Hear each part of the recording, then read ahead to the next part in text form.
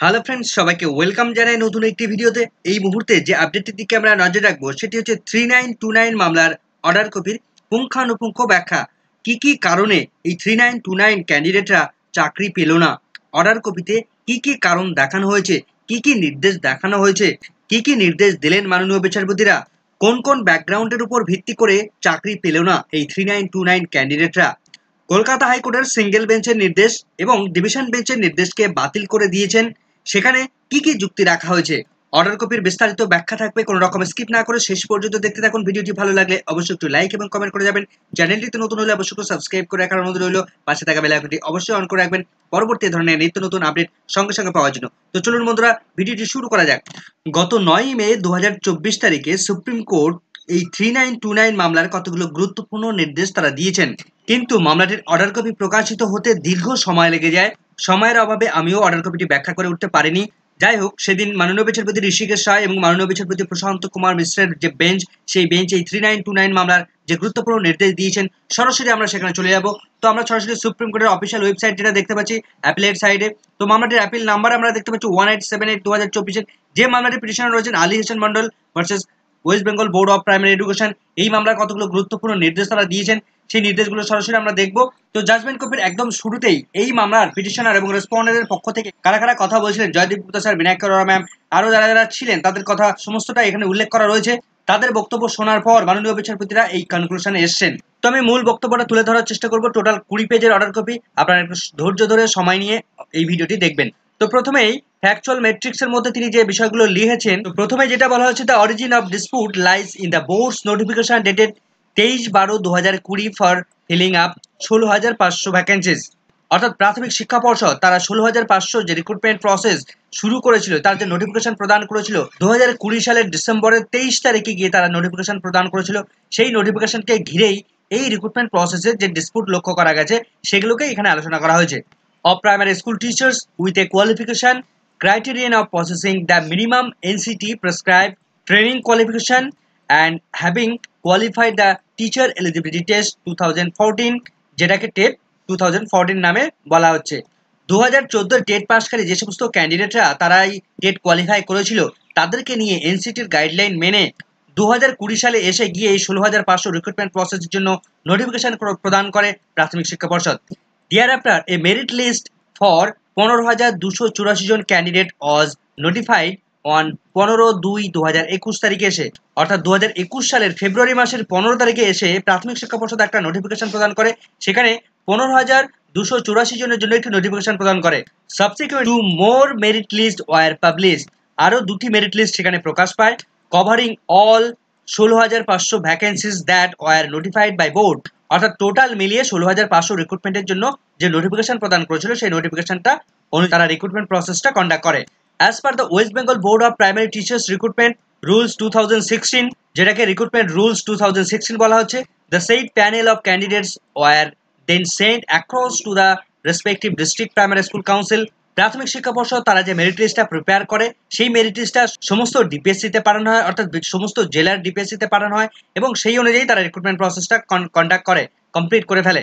Two make appointments there from, সেই concern ডিপিএসসিতে গিয়ে তারা অ্যাপয়েন্টমেন্ট পায় এবং চাকরিতে জয়েন করে।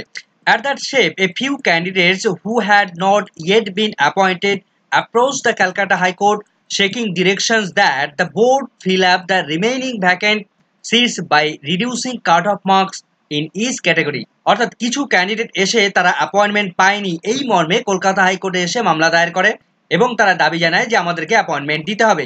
যেহেতু প্রাথমিক শিক্ষা পর্ষদ টোটাল ভ্যাকেন্সিতে তারা ফিল আপ করেনি, তখন প্রাথমিক শিক্ষা পর্ষদ তারা যুক্তি দেখায় যে যদি এই সমস্ত ক্যান্ডিডেটদেরকে নিয়োগ করতে হয় তাহলে তাদের যে কাট অফ মার্কস নির্ধারণ করা হয়েছিল, সেই কাট অফ মার্কস থেকে রিডিউস করাতে হবে, অর্থাৎ নিচে নামাতে হবে। প্রত্যেকটা ক্যাটাগরির ক্ষেত্রে সেই কাট অফ মার্কস থেকে নিচে নামাতে হবে। এরপরেই সিঙ্গেল জাজ, কলকাতা হাইকোর্টের সিঙ্গেল জাজ, তিনি কি নির্দেশ দিচ্ছেন, আপনার দ্য আনফিল ভ্যাকেন্সিজ ওয়ার রিকনসিল্ড, অর্থাৎ যে ভ্যাকেন্সিগুলো ইতিমধ্যে ফুলফিল করা হয়নি বা প্রাথমিক শিক্ষা পর্ষদ করেনি, সেই ভ্যাকেন্সিগুলোকে রিকনসিল করতে বলেছে, অর্থাৎ ফিল আপ করতে বলেছে। দ্য লার্নেড সিঙ্গেল জাজ বাইট অর্ডার ডেটেড 26/9/2022 সালে গিয়ে মাননীয় বিচারপতি অভিজিৎ গঙ্গোপাধ্যায় তিনি কিন্তু নির্দেশ দিয়েছেন কি, ডিরেক্টেড দ্যাট যে 252 জন ক্যান্ডিডেট যারা রিট পিটিশনের সঙ্গে যুক্ত হয়েছিলেন, writ petitioner were be granted appointments against this unfilled 3929 vacancies. অর্থাৎ প্রথমে যখন এই মামলাটি কলকাতা হাইকোর্টে ওঠে তখন এই 3929 যে টোটাল যে মামলা সেখানে 252 জন পিটিশনার ছিল। এই 252 জন পিটিশনারের পক্ষে সিঙ্গেল জাজ তিনি নির্দেশ দিয়েছিলেন যে এই 252 জন ক্যান্ডিডেট তাদেরকে রিক্রুটমেন্ট প্রসেস কন্ডাক্ট করার বা তাদেরকে অ্যাপয়েন্টমেন্ট দেওয়ার।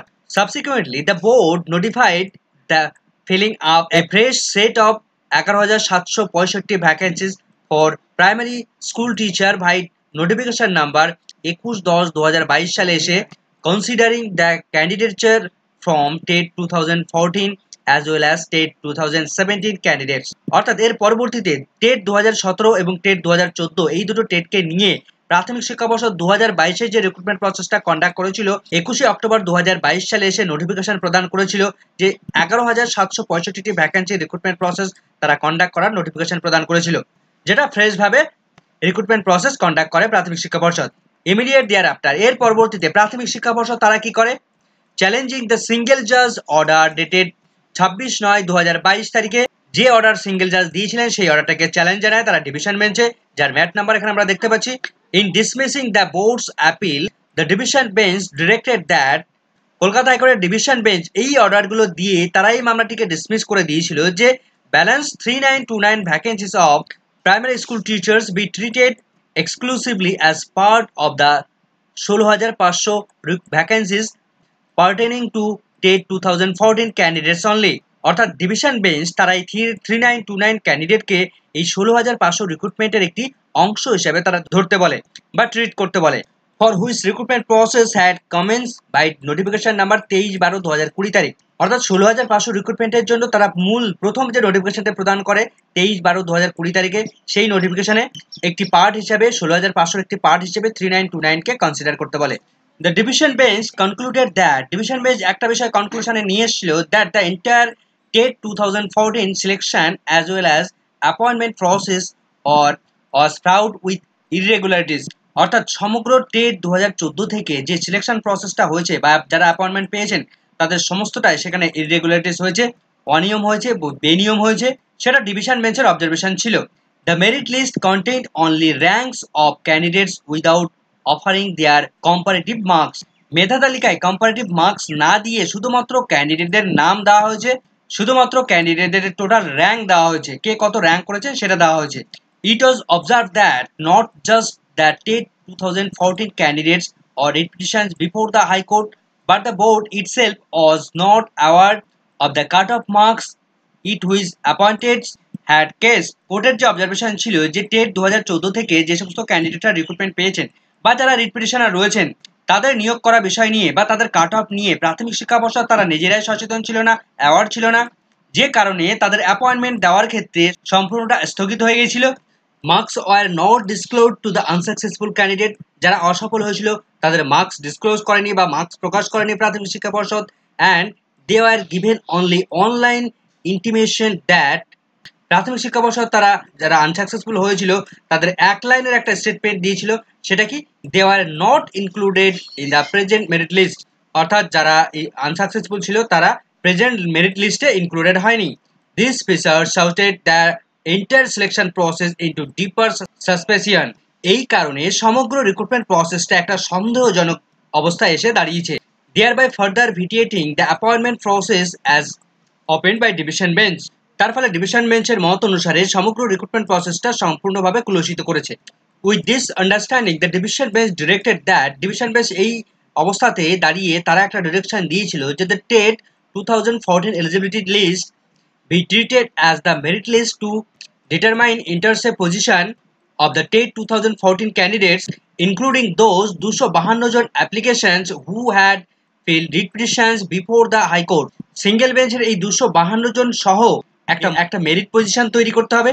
Consequently, the single bench order dated 26/9/2022 তারিখের was modified to the effect that division bench single বেঞ্চের এই 26/9/2022 তারিখের অর্ডারটিকে মডিফাই করে এবং অর্ডার দেয় যে 3929 left over vacancies were extended to all remaining TET 2014 candidates।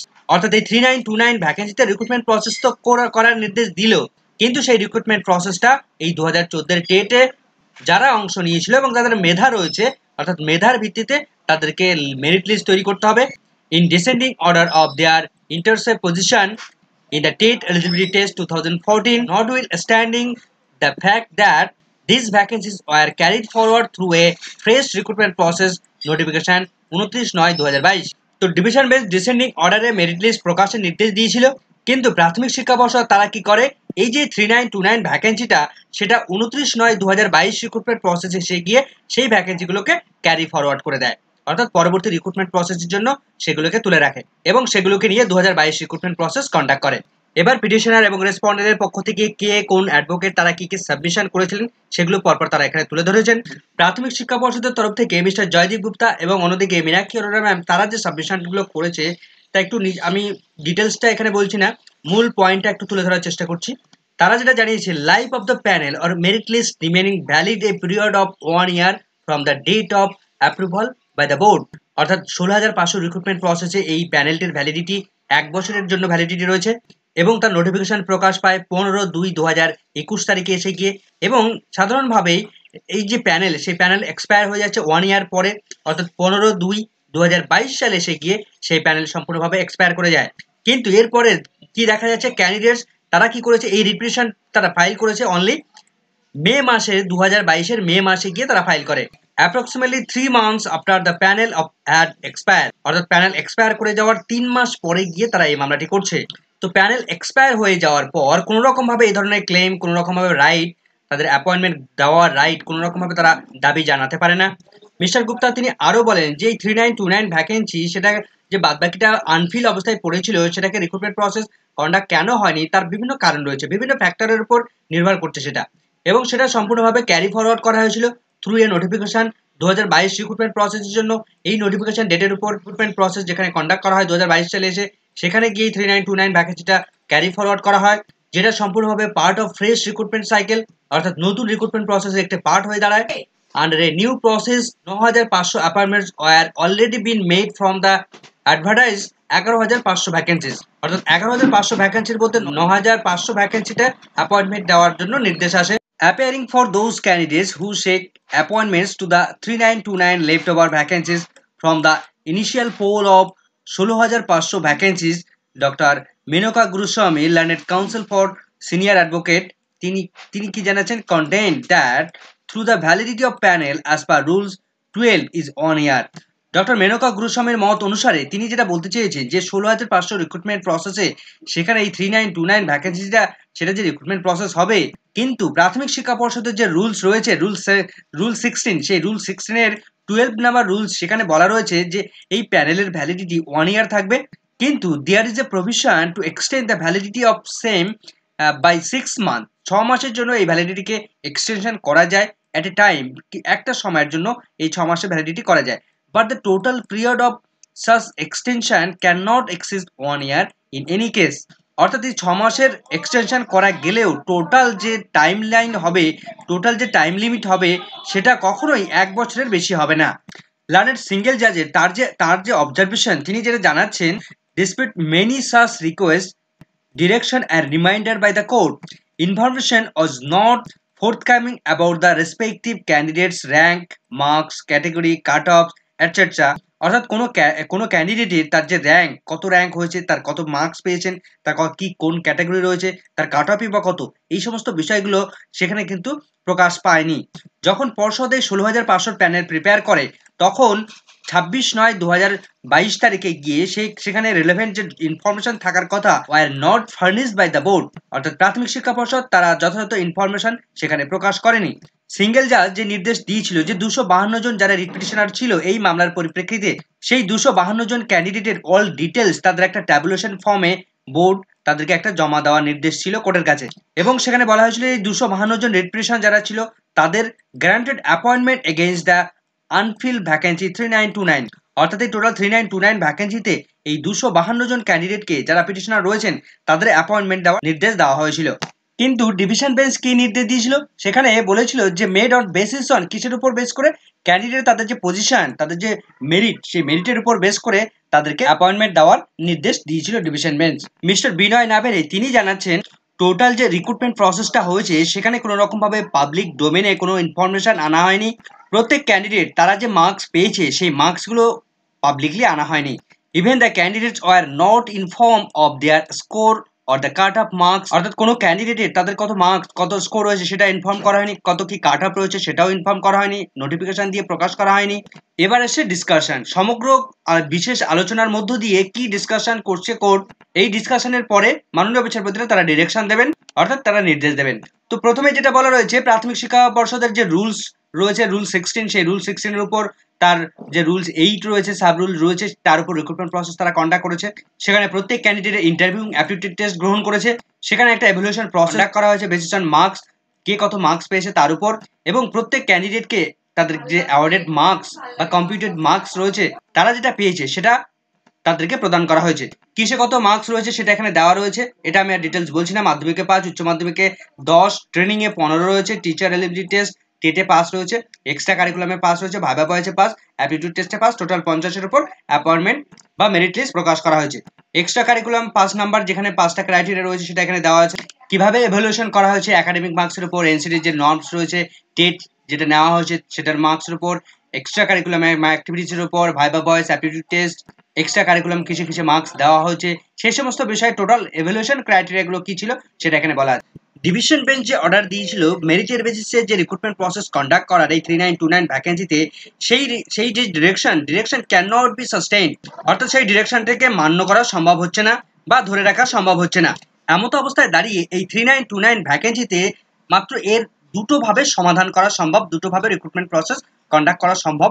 সেটা কিভাবে বলছে, the next issue is whether the remaining 3929 vacancies are to be treated exclusively a part of 16,500 vacancies for which the recruitment process commenced via a notification dated 23/12/2020, অর্থাৎ এই 3929 ভ্যাকেন্সিকে recruitment process এই 16,500 একটা recruitment process একটা part হিসেবে এই 23/12/2020 নোটিফিকেশনের উপর base করে তাদের নিয়োগ করার অর্ডার দেওয়া যেতে পারে, বা whether such vacancies can be carried forward to the next recruitment process cycle that commenced via a notification dated 29/9/2022 instead, বা 2022 যে রিক্রুটমেন্ট প্রসেস নতুন ভাবে কন্ডাক্ট হলো 11,700 ভ্যাকেন্সিতে, সেখানে এই 3929 ভ্যাকেন্সিকে ক্যারি ফরওয়ার্ড করা যেতে পারে। All through the advertisement, the first advertisement reflect a total 16,500 vacancies. The merit list notification dated 15/2/2021 সালে was only 15,284টা ভ্যাকেন্সির জন্য নোটিফিকেশন প্রদান করা হয়েছিল। দেয়ার আফটার, তার পরবর্তীতে আরো দুটো এডিশনাল প্যানেল লিস্ট সেখানে প্রিপেয়ার করা হয়েছিল। তার মধ্যে থেকে 478 জনের একটা মেরিট লিস্ট প্রকাশ করা হয়েছিল এবং 738 জনের একটি ক্যান্ডিডেটের respective were notified, thereby taking the total count to 16,500। অর্থাৎ এই দুটোকে মিলিয়ে, এই তিনটিকে মিলিয়ে 15,284, 478 এবং 738, এই টোটালটা মিলিয়ে 16,500 রিক্রুটমেন্ট প্রসেস কন্ডাক্ট করে। 16,500 প্যানেল এক্সপায়ার করার পর তার এক বছর পরে গিয়ে এই 11,765 যে ভ্যাকেন্সি, সেই ভ্যাকেন্সিতে রিক্রুটমেন্ট প্রসেস কন্ডাক্ট করে প্রাথমিক শিক্ষা পর্ষদ 2022 সালে এসে। এখানে কতগুলো মামলার রেফারেন্স টানা হয়েছে। when the panel expire, যখন প্যানেল এক্সপায়ার করে যায়, or after the selection process is over, যখন সমস্ত সিলেকশন প্রসেস কমপ্লিট হয়ে যায়, with most post being filled, যেখানে সমস্ত টোটাল পোস্টের ম্যাক্সিমাম পোস্টগুলো যখন ফিল আপ হয়ে যায়, the benefit of appointments cannot be given unless the panel validity is legal extended, যেখানে এই প্যানেলের ভ্যালিডিটিকে এক্সটেনশন করা হয়নি, সেখানে এই যেহেতু এক্সটেনশন করা হয়নি সেহেতু ক্যাননট অ্যাপয়েন্টমেন্ট, তাদেরকে অ্যাপয়েন্টমেন্ট দেওয়া সম্ভব হয় না। No such extension of the panel's validity was granted, কোনো রকম ভাবে এই প্যানেলের এক্সটেনশনের জন্য কোনো ভ্যালিডিটিকে গ্রান্ট করা হয়নি, যেখানে তার পরবর্তীতে 9,500 ক্যান্ডিডেটকে পরবর্তীতে অ্যাপয়েন্টমেন্ট দেওয়া হয়েছে। যখন এই 16,500 রিক্রুটমেন্ট প্রসেসটা কন্ডাক্ট হয়, তখন এই সমস্ত ক্যান্ডিডেটরা, 3929 এর ক্যান্ডিডেটরা, তারা তাদের প্যানেল লিস্টে শর্ট লিস্টেড হতে পারেনি, তার ফলে তারা অসফল হয় এবং এই অসফল ক্যান্ডিডেটরা তারা কখনোই দাবি করতে পারে না এই ফাঁকা শূন্য পদে তারা অ্যাপয়েন্টমেন্ট পাওয়ার। Multiple factor are to be taken into account by board, অর্থাৎ এই 3929 ভ্যাকেন্সিকে তাদের রিক্রুটমেন্ট প্রসেস কন্ডাক্ট না করার বিভিন্ন কারণ তারা দেখিয়েছে, including sustainability as per district, age, language etcetera before appointed are made. Appointment দেওয়ার সময় তাদের ডিস্ট্রিক্ট, তাদের এজ, তাদের ল্যাঙ্গুয়েজ সমস্ত বিষয়গুলো বিবেচনা করে তারপর তাদের অ্যাপয়েন্টমেন্ট দেওয়া হয়েছে। ফর সাচ রিজন, এই কারণেই এই 3929 vacancy remain unfilled by the time of panel expire. প্যানেলের ভ্যালিডিটি যখন এক্সপায়ার করে যায়, তখন উপযুক্ত এই সমস্ত কারণের জন্য এই 3929 ভ্যাকেন্সিকে ফাঁকা ফেলে রাখা হয়েছিল। Before that 12,571 appointments were made.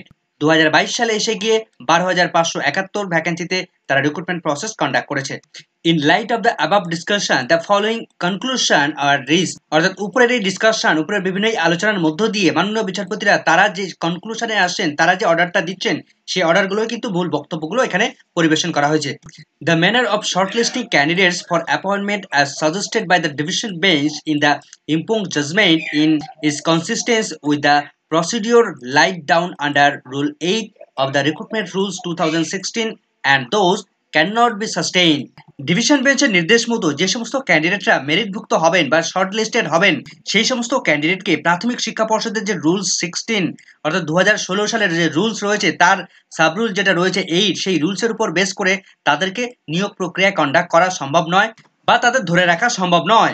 2 নম্বরে যেটা বলা হচ্ছে, the panel or merit list as notified 15/2/2021 তারিখে যে নোটিফিকেশন প্রদান করা হয়েছিল রিক্রুটমেন্টের stood extinguished after expiry of the 1 year. 1 বছরের পর এই প্যানেলটি এক্সপায়ার করে যায়। কত তারিখে? 15/2/2022 তারিখে এসে গিয়ে সেই প্যানেল সম্পূর্ণভাবে এক্সপায়ার করে যায়। As per rules 12 of the recruitment rules 2016, প্রাথমিক শিক্ষা পর্ষদের রুল 2016 এর উপর বেস করে, রুল সেখানে 12 এর উপর বেস করে এই 15/2/2022 তারিখে এসে গিয়ে সেই প্যানেল সম্পূর্ণভাবে এক্সপায়ার করে যায়। No extension by any competent authority was granted to the 15/2/2021 এর যে panel, and thereafter no relief can be granted to the candidates who approached the in May 2022, অর্থাৎ long after the panel stood extinguished। অর্থাৎ 15 ফেব্রুয়ারি 2021 তারিখে যে notification প্রদান করা হয়েছিল রিক্রুটমেন্টের জন্য, কম্পিটেন্ট অথরিটি অর্থাৎ প্রাথমিক শিক্ষা পর্ষদ, তারা কোনো রকম ভাবে সেই প্যানেল 1 বছর পরে গিয়ে যখন এক্সপায়ার করে যায়, তারপর কোনো রকম ভাবে তা এক্সটেনশন করেনি। তো তারপরে গিয়ে মে মাসের 2022 এর মে মাসে গিয়ে এই সমস্ত পিটিশনাররা তারা মামলা করে। সুতরাং প্যানেল এক্সপায়ার করে যাওয়ার পর তাদের এই মামলা করার ফলে তাদের কোনো রকম ভাবে গ্রান্ট করা সম্ভব নয়। এবং সবথেকে গুরুত্বপূর্ণ যে অর্ডার, তারা কিন্তু এই 4 নম্বর পয়েন্টে উল্লেখ করা রয়েছে, no further appointments is possible from the recruitment process initiated on 23/12/2020 when a fresh recruitment process has commenced।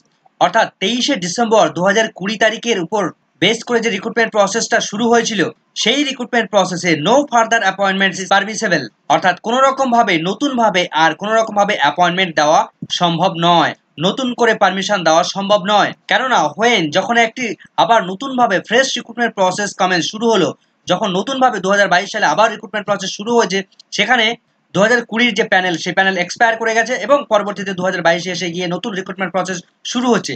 তার মাঝখানে এসে দাঁড়িয়ে তাদেরকে আবার নতুনভাবে রিক্রুটমেন্ট প্রসেস কন্ডাক্ট করা সম্ভব নয়। এই কারণেই কিন্তু 3929 এর এই সমস্ত ক্যান্ডিডেটকে নতুনভাবে আর রিক্রুটমেন্ট প্রসেসের নির্দেশ দেননি মাননীয় বিচারপতিদ্বয়। এবার কলকাতা হাইকোর্টের সিঙ্গেল বেঞ্চ এবং ডিভিশন বেঞ্চের অর্ডারটাকে পরিষ্কারভাবে এখানে উল্লেখ করা রয়েছে। কি নির্দেশ দিচ্ছেন? The impugned judgment rendered by the division bench on 11/11/2022 তারিখে ডিভিশন বেঞ্চ যে অর্ডার দিয়েছিল, and earlier direction given by the learned single judge on 26/9/2022 সালে এসে সিঙ্গেল বেঞ্চ যে নির্দেশ দিয়েছিল আর অ্যাকর্ডিংলি সেট অ্যাসাইড, অর্থাৎ সিঙ্গেল বেঞ্চ এবং ডিভিশন বেঞ্চ এই দুটো জাজমেন্ট যে দিয়েছিল, তারা সম্পূর্ণভাবে সেট অ্যাসাইড, সম্পূর্ণভাবে বাতিল করে দিলেন, সম্পূর্ণভাবে স্থগিত করে দিলেন। The concern 252 writ petitioners and others who are sailing with this group do not have any legitimate claim for appointments. অর্থাৎ এই যে 252 জন যারা রিট পিটিশনার এবং এই তাদের দলে যারা পড়ছেন এবং আদার যারা একই দলে পড়ছেন, এই গ্রুপের মধ্যে পড়ছেন, তারা কখনোই কোনো রকম ভাবে তারা অ্যাপয়েন্টমেন্টের দাবি করতে পারে না। To the remaining vacancies in the form of the 23/12/2020 recruitment প্রসেসে, অর্থাৎ 2020 সালের রিক্রুটমেন্ট প্রসেস তারা নতুনভাবে এই ভ্যাকেন্সি তারা দাবি করতে পারে না। এভাবে কিন্তু মাননীয় বিচারপতিরা 3929 মামলার সমস্ত বিষয়গুলো অ্যানালাইসিস করে মাননীয় বিচারপতি ঋষিকেশ রয় এবং মাননীয় বিচারপতি প্রশান্ত কুমার মিশ্রের তাদের যে বেঞ্চ, সেই বেঞ্চ 9 মে 2024 তারিখে গিয়ে ফাইনাল ডিসিশন, ফাইনাল অর্ডার তারা দিয়ে দিলেন। তাহলে 3929 এই মামলার এই সমস্ত পিটিশনাররা তারা চাকরি না পাওয়ার মূল কারণ হলো প্যানেল এক্সপায়ার করে যাওয়ার পর তারা মামলা করে কলকাতা হাইকোর্টে এবং সেই বছরই কয়েক মাসের ব্যবধানে নতুন একটা রিক্রুটমেন্ট প্রসেস শুরু করে দেয় প্রাথমিক শিক্ষা পর্ষদ, অর্থাৎ 11,700 প্যানেলে রিক্রুটমেন্ট প্রসেস তারা শুরু করে দেয়। তার ফলে অল্প সময়ের ব্যবধানের মধ্যে যেহেতু রিক্রুটমেন্ট প্রসেস কন্ডাক্ট করতে পারছে প্রাথমিক শিক্ষা পর্ষদ, তাই তাদেরকে নতুনভাবে আর এর মধ্যে ইনক্লুড করার বা 3929 ভ্যাকেন্সিতে রিক্রুটমেন্ট প্রসেস কন্ডাক্ট করার কোনো রকম ভাবে নির্দেশ প্রয়োজনীয়তা অনুভব করেননি মাননীয় বিচারপতিদ্বয়। তো ভিডিওটি ভালো লাগলে অবশ্যই একটি লাইক এবং কমেন্ট করে যাবেন। চ্যানেলটিতে নতুন হলে অবশ্যই সাবস্ক্রাইব করে রাখবেন, নতুন হলে পাশে থাকা বেল আইকনটি অবশ্যই অন করে রাখবেন পরবর্তী ধরনের আপডেট পাওয়ার জন্য। তো সকলকে ধন্যবাদ।